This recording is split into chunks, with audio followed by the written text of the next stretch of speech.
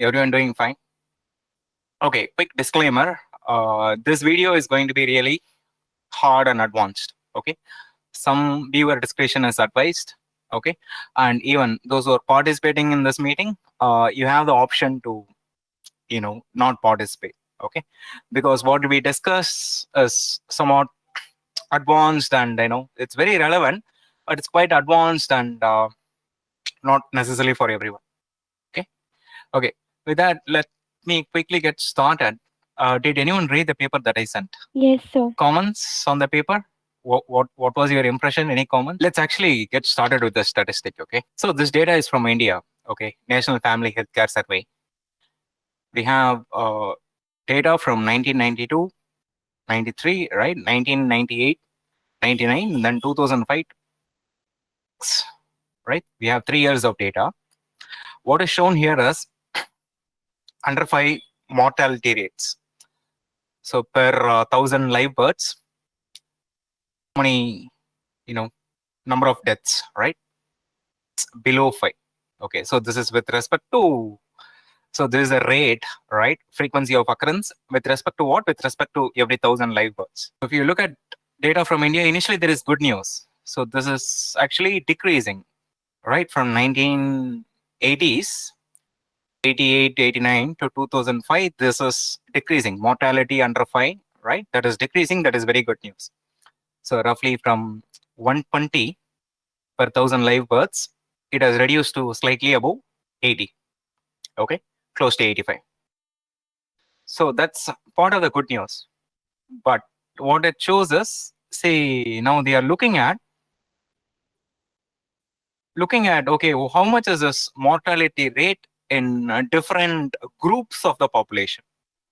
Okay, different groups based on wealth, education, geography, and gender.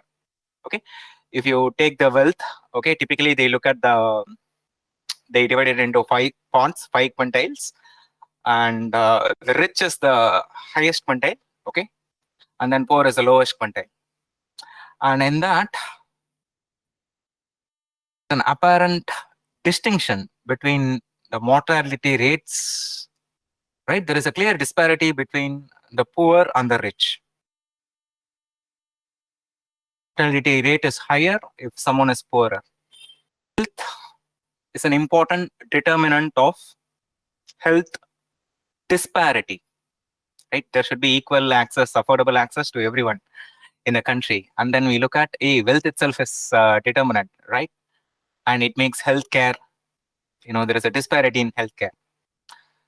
And wealth is not the only factor. Someone's education, okay?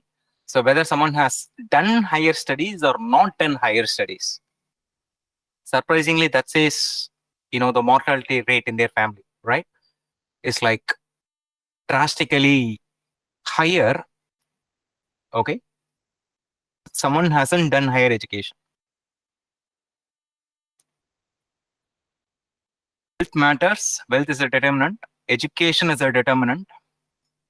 Geography is a determinant. Notice those who are in urban areas typically have better, amenities, healthcare infrastructure, and there is also a healthcare disparity based on whether you're living in a rural place or an urban place. Even in some urban areas, right, whether you are in a posh area or whether you are in a slum does matter. In fact, there are areas where even if you move every 1 kilometer, right, some of these rates drastically changes. Some of these are well reported.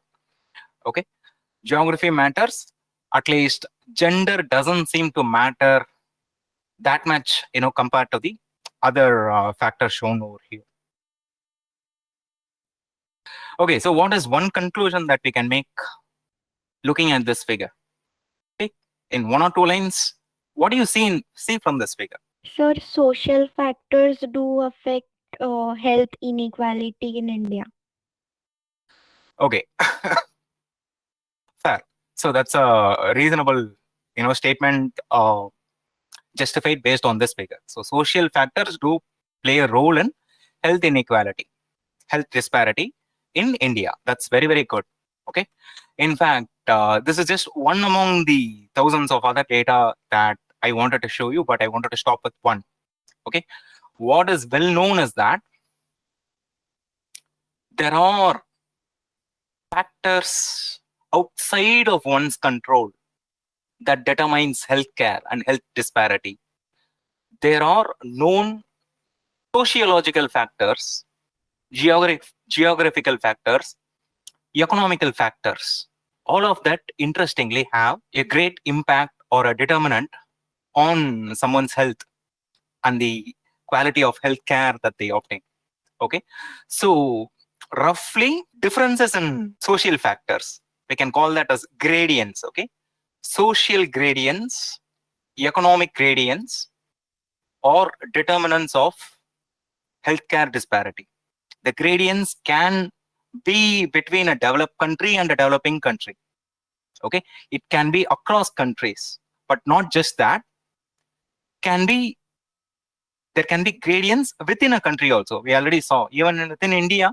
If you look at whether someone is educated or not, right? There is a gradient based on education, and so all of a sudden their healthcare disparity is very different. Okay, so there can be gradients within countries. Okay, it's sort of a multi-scale, gradients are possible. So within countries, gradients are possible. Even within cities, gradients are possible. Okay, and this is something that needs to be addressed. If right, education has to be made accessible and affordable to everyone. Education, okay, in this case, healthcare should be made accessible and affordable to everyone. Right, this is a factor that plays a major role. Okay, this has been well known, well documented, well studied. Okay, sociological determinants, economical determinants, even psychosocial determinants. Okay, this has been well documented, and this has to be addressed. Okay, first we need to be at least aware of the issue. Okay, this is a major factor, and the factors that we are talking about like affect almost all of us, right? Whether we get higher education or not, right? What is our salary? What kind of job we are doing, right? Is it a clerical job role, or is it a senior managerial role? Even that seems to determine, that seems to affect healthcare disparity. And the factors, determinants, or like can happen at multi-scale, and also known as the problem can also be oral gradients, in the sense that, see, malnutrition and on all that used to be a huge problem. Oh, that is mostly solved, but still there are like secluded communities here and there where malnutrition is kind of exacerbated. And then if you look at obesity and all that, right, that is exaggerated in certain communities. So there is like inequality in growth and many social factors. And even some of the problems that we feel we have addressed still persist. Okay, in bits and pieces, in parts. That is one thing. Okay, and this is not just a matter of mortality rate, under 5 mortality rate. Does it only affect mortality? No, does. Figure shows. Okay, again, this data is from India, and this is roughly 2015's. Okay, this shows life expectancy at birth.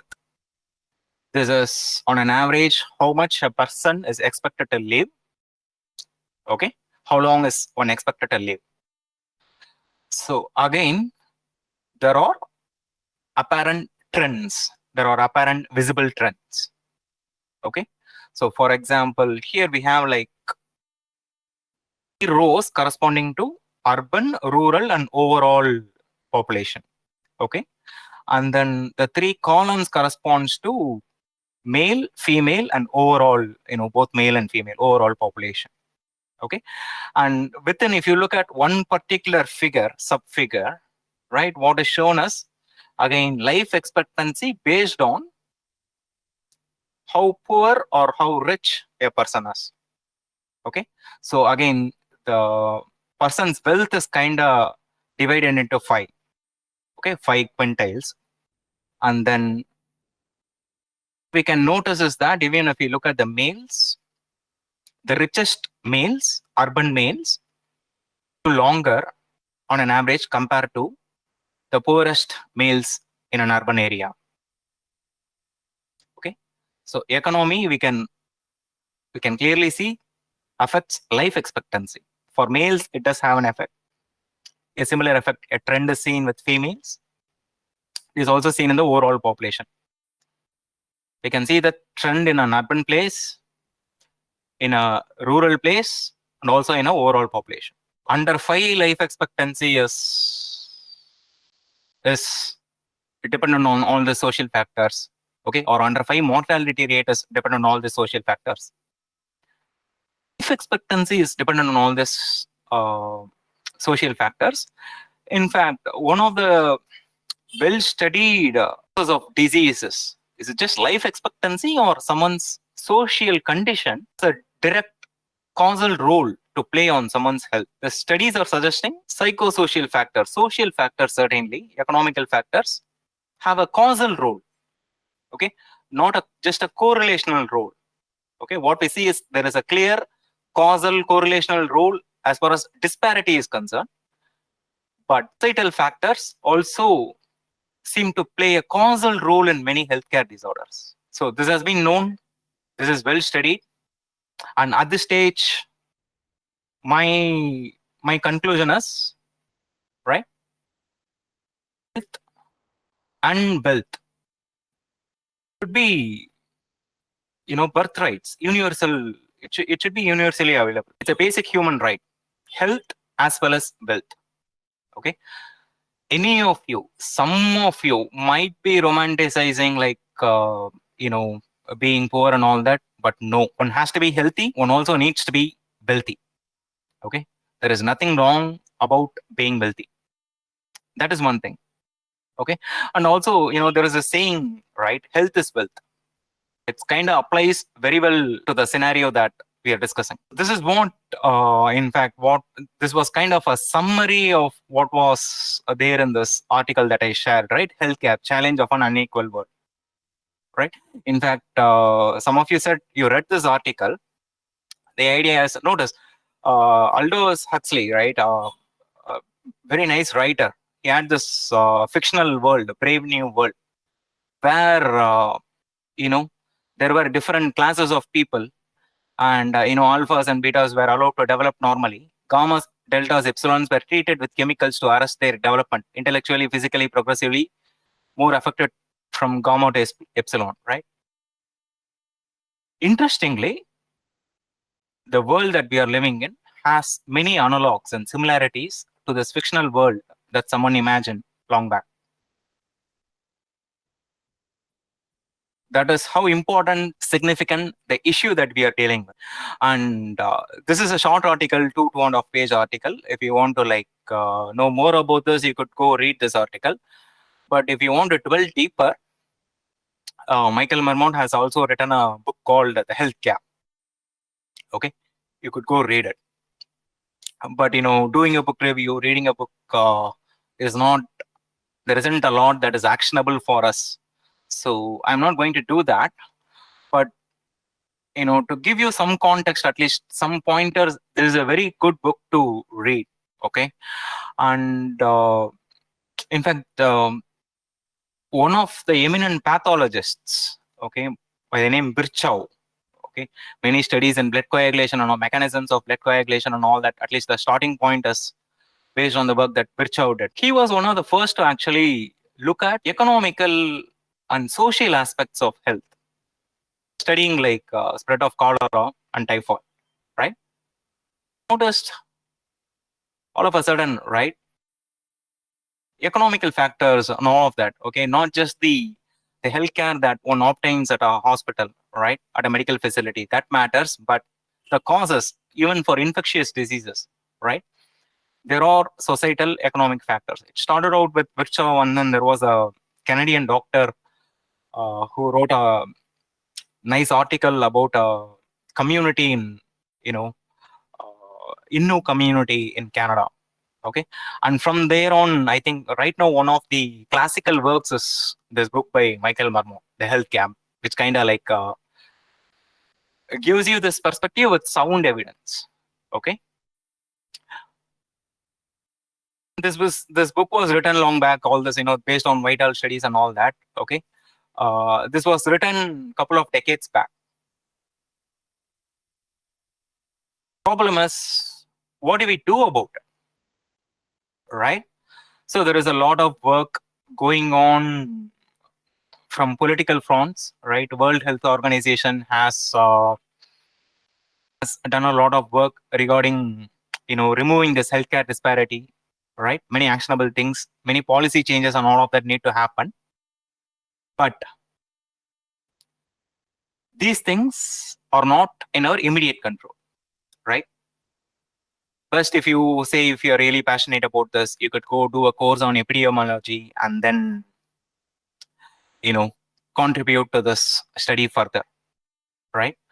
But for most of us, including biomedical engineers, right, there isn't any immediate action. There isn't any controllable element, immediately controllable element that are there in this complex web of socio-economical factors. Okay. If policy changes need to happen, that's a very different ballgame. Okay.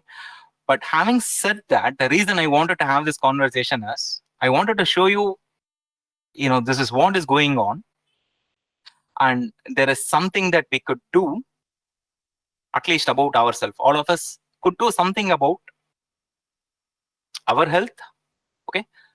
There are certainly some controllable aspects about our health, our own personal health. Okay. Which, if done by the majority, will start having an effect in healthcare disparity. Okay. There is a positive, although the situation appears dire, right? That is, if someone is born poor, is, unless, there is a rags to riches story, they are destined to be that way, right? Even health is kind of against them. That is somewhat of a dire story, but I had this conversation because there is something actionable and positive that we could do. Okay. So notice, even in epidemiology, notice, in fact, I read two articles. I think this is from the same issue, right? At least this is published 5th April 2013. Okay. And volume 40. Okay, the first one at the left is volume 42, issue 5, October 2013. This is published 5th April.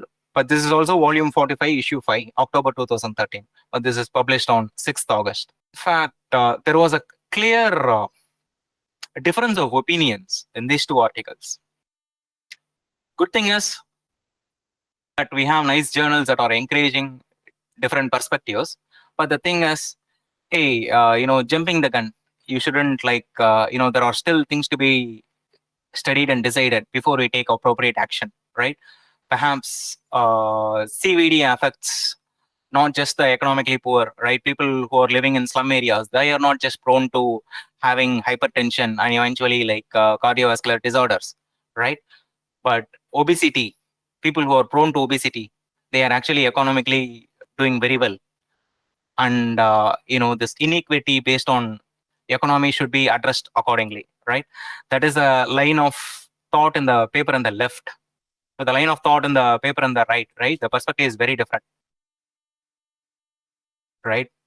So do we need more evidence for action?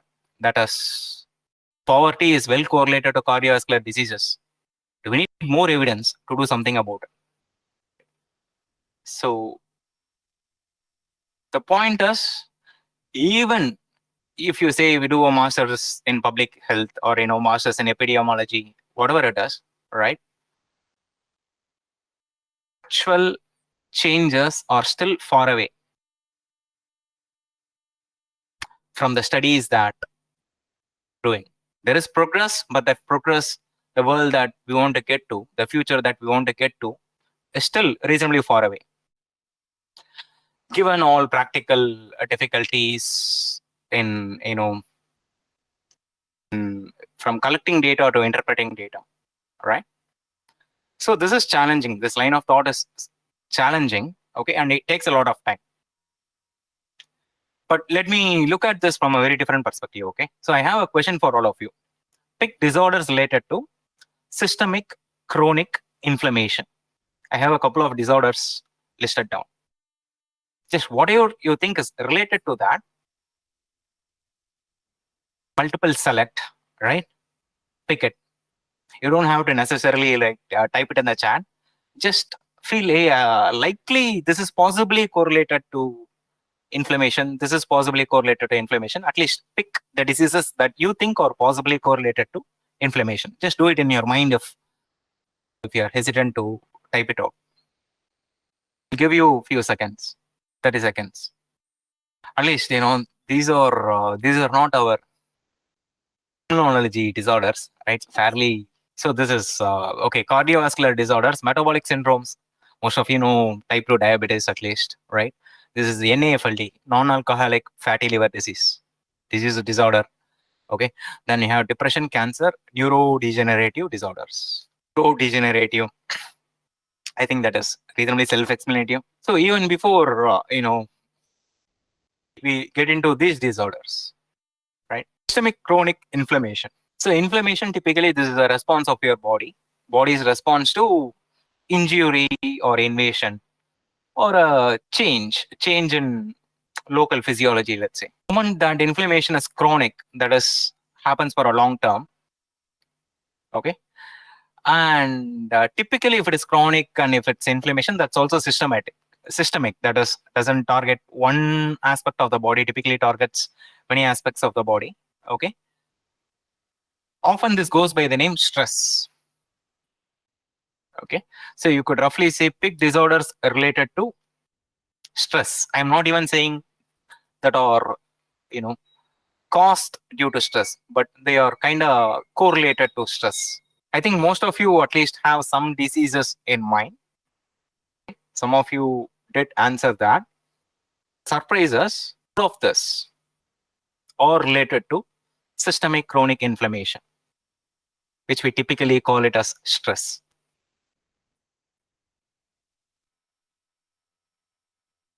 Cardiovascular disorders, hypertension, stress, the connection is fairly evident. Metabolic syndromes, metabolic again, okay, there is a typo, but diabetes is this is recognized as a inflammatory condition, right? So your own body cells, immune system starts attacking the things that cells that secrete insulin, right? One type 2, okay, there are differences, but one of the types is certainly recognized as an inflammatory disorder that is due to stress. Closely associated non-alcoholic fatty liver disease.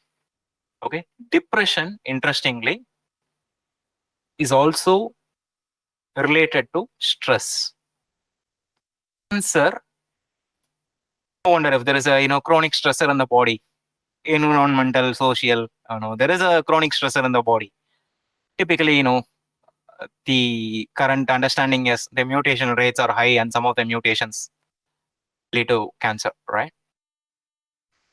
Neurodegenerative. Yeah, again, notice if there are conformal changes happening in your proteins, all right? Parkinson's, Alzheimer's, and all that, right? Again, that is related to chronic stress, chronic inflammation. Okay. So all the disorders that are listed here are related to systemic chronic inflammation. Not just that, okay? Not just the disorders that are mentioned here. Many other disorders, many other lifestyle disorders, many other important uncommunicable diseases and disorders of our time. They have, at least recently, it's being recognized that their causes have roots in systemic chronic inflammation. Not the only factor, one of the most important factors. Reason etiology clearly says that. Okay.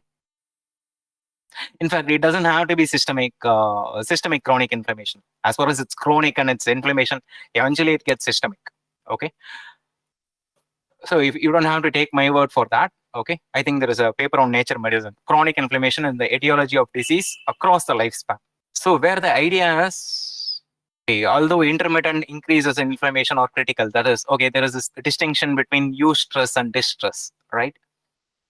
Need intermittent challenges to grow and improve. But the moment the challenges are like unsurmountable, it's chronic, right? Body yields, at least, right? So recent research has revealed that certain social, environmental, lifestyle factors can promote systemic chronic inflammation, can in turn lead to several diseases that collectively represent the leading causes of disability and mortality worldwide, such as cardiovascular disease, cancer, diabetes mellitus, chronic kidney disease, non-alcoholic fatty liver disease, and autoimmune and neurodegenerative disorders. Okay, so in this paper, actually, they give a multi-level mechanisms as to why this, chronic inflammation, how is it mechanically, right, at a systemic level, lead to all these disorders over the long term, right? They give multi-level mechanisms, and there's a reasonable, at least if you want to get started, there's a very good, very, very good article to get started. And in fact, this perspective for at least one or two diseases, it was, we were aware of inflammatory effects, but the vast majority of problematic disorders of our times, right? Its causes being stress, chronic inflammation, right? That's at least a recent perspective that we are kind of forming. Okay, how recent this is? 2019. At this stage, okay, so I was talking with a lot of data and reasonable references and all that. Now I'm going to talk about the solution, and I have to take a leap of faith. That is backed by data, right? Is it backed by science? Is it backed by mechanisms? Partly the answer is yes, but can one be so evident about a 20, 60-year-old, lifelong disorder that happens? Okay, it's very hard. So I'm going to take a leap of faith. Okay. Although there is data, there is sufficient scientific evidence and perspectives to support what I say.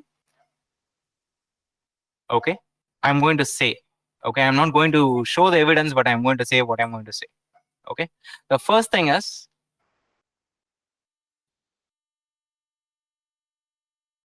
should acknowledge social gradients not good. Economical gradients across countries, within a country, that is not good. Social gradients across communities, within communities, right? That is not good. This makes sense, right? But similar gradients are also not good for the human body, right?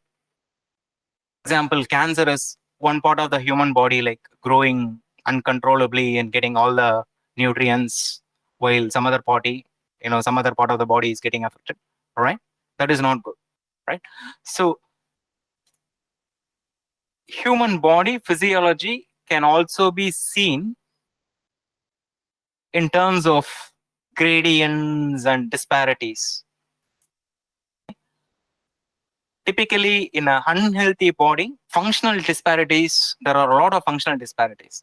That is point number one. Okay, at least it can be seen, whatever disparities, gradients we are talking about at a societal scale, large extent can be extrapolated physiology and pathophysiology of the human body. That is one thing. There is also a very, very simple cure for this. What is occurring in the society, what is occurring economics, the policies, what the government decides, right? That is not under your control. So you cannot, hardly anyone can take any immediate action. I already said that.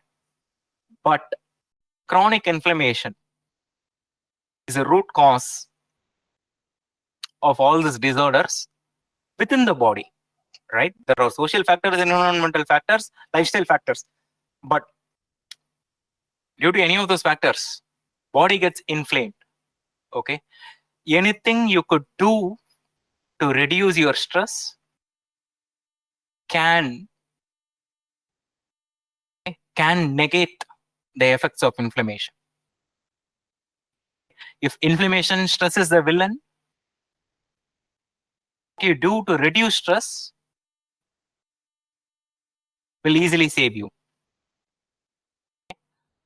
So this is the difference between, like, there are two people, A and B. Person A is working, let's say, 80 hours per week. Person B is also working 80 hours per week. Okay. But person B doesn't like his or her work. Person A likes his or her work, right? That makes a huge difference on how the work affects,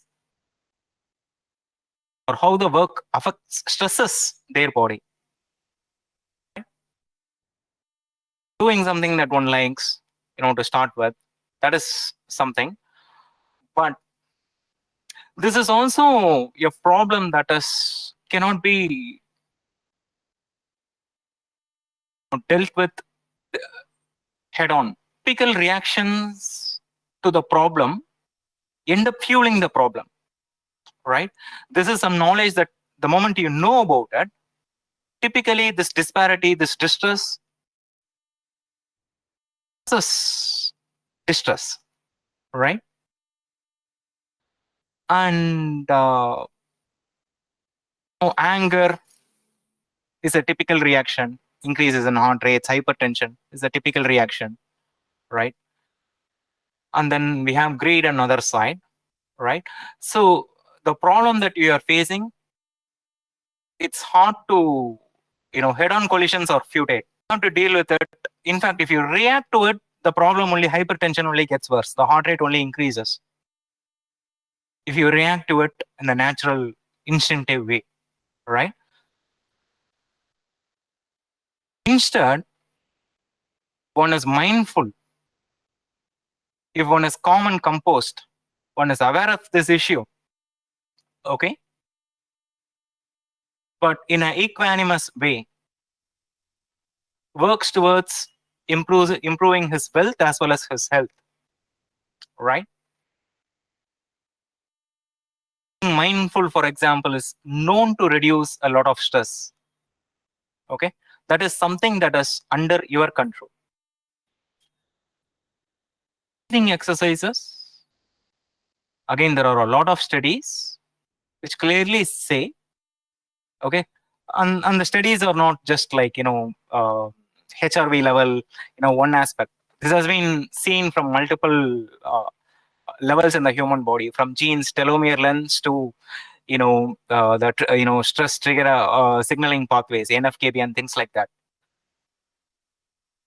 Breathing exercise has a modulating effect on modulating and attenuating effect on many of the inflammatory pathways, okay? And it has systemic effects, not just, it doesn't affect one part of the problem, it has kind of has a systematic effect. Multiple studies has been done, okay? And reasonably documented. Okay? And so all of a sudden, again, I can hear voices, right? This is like, hey, is there double blind RCTs, right? Not necessarily, but at least sufficient mechanistic studies, okay, well controlled studies and all that, to at least causally say that simple things like mindfulness, breathing exercises, I'm not specifying any one mindfulness technique or any one breathing technique, but meditation, mindfulness, breathing exercises certainly have an attenuating effect on the villain, that is chronic inflammation, okay? Whatever it makes worse, inflammation makes worse, all of those things can be attenuated, to a large extent reversed, with mindfulness and breathwork, okay? So which is one reason that I say, this is for a student, this is good for you, this is known to improve your memory, concentration, that is one thing. Meditation, and then breathing exercises kind of like calms you down, known to improve at least reduces your respiratory rate, known to reduce your respiratory rate.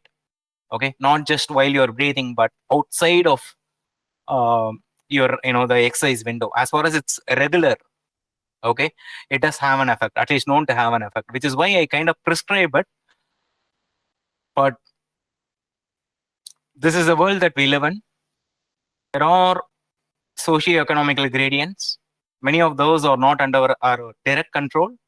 Okay, and the major villain is inflammation, stress. Okay, the way to deal with it is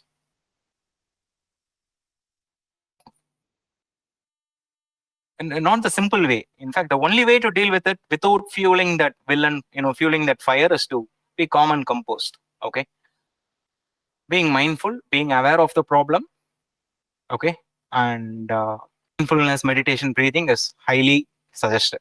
Okay, so, and I notice these would be like opposites of the typical problems, right? Now you have distress and then you have health, right? Then anger, if you can be calm and composed, equanimous, right? Then there is greed and then there is wealth, right? Greed, poverty. In fact, I should add poverty here. Greed and poverty.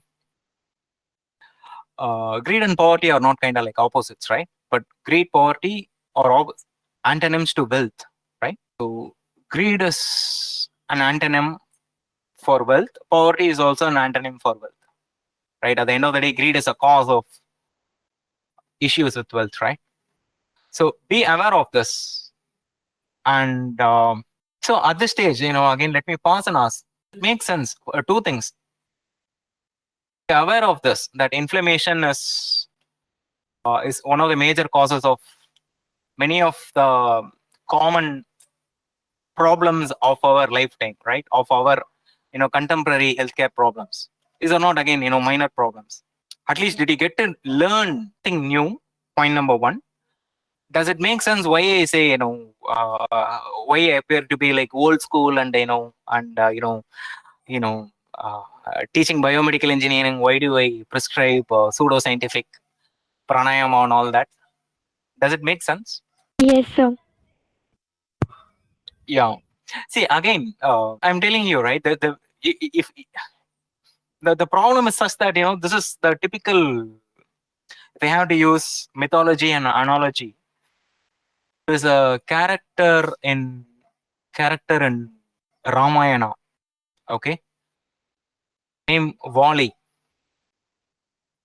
If you face that person head on, okay, his powers will double, right? So in fact, the only way I think Ram, right, defeats Wali is by shooting an arrow from his, by hiding behind a tree. That too from his back, not standing in front of him, right? Inflammation, stress kind of reminds me of that. If you react to it, hypertension, right? Anger, heart rate increases, right? Only fueling that villain verse. In this case, villain is anti-fragile, right? Typical thing one does. It makes a problem worse, right? Reaction. This is a very, very interesting, peculiar situation that we are in. Okay, the natural instinctive reactions are not good. They only fuel the fire. Okay, rather it has to be dealt differently. Okay, and at least what I wanted to get opinion. See, this is the reason. Imagine a world where there is a 1% change in cardiovascular diseases, right? 1% change, but given the number of people that disease, is there, even a 1% change means actually, corresponds to so many lives, right? So at least at this stage, I have to give you this perspective, make you aware of it. What you do with respect to it, again, knowing about this, all of a sudden you will start attending the breathing sessions. That's up to you. Okay, again, that is still optional. And again, if I force you, the situation only gets worse, right? So that is not something that I want to do. But what I want to do is, this perspective can be explored deeper, right? What is inflammation? How, at least most of you couldn't relate stress to many of these diseases, right? How is stress related to all these diseases? In fact, it's not just related, seems to be a major cause, right? Is in the etiology. Etiology is like the cause of diseases, right? Why does inflammation cause these major disorders we face? That is one thing that needs to be seen from a biomedical engineering perspective, from a scientific perspective. Okay, these are systemic. Again, you cannot look at one organ and say that things don't work.